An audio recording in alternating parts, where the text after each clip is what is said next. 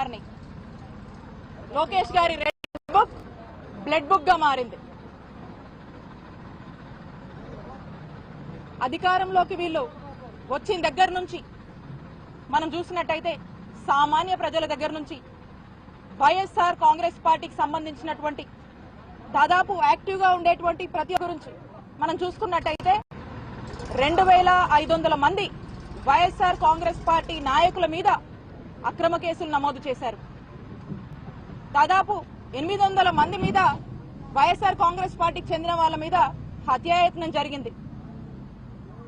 390 మంది మీద దాదాపు హత్యా ప్రయత్నాలు, హత్యకు గురైనటువంటి పరిస్థితులు. 700 మంది మీద సోషల్ మీడియా యాక్టివిస్టుల మీద అక్రమ కేసులు నమోదు చేశారు. అది ఎంతవరకు వచ్చిందంటే ఇక్కడ ఉన్నటువంటి మీలాంటి జర్నలిస్టుల వరకు కూడా 70 మందికి పైగా జర్నలిస్టులను కూడా మరి ఈ రెడ్ బుక్ చేరుకుంది. మారినాయి. లోకేష్ గారి రెడ్ బుక్ బ్లడ్ బుక్ గా మారింది.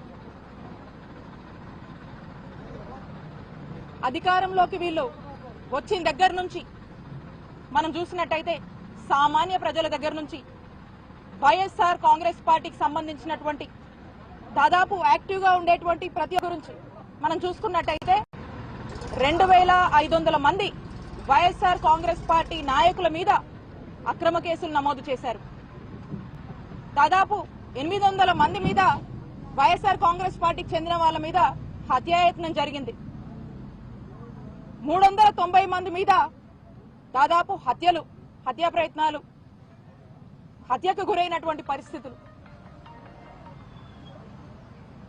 700 మంది మీద సోషల్ మీడియా యాక్టివిస్టుల మీద అక్రమ కేసులు నమోదు చేశారు.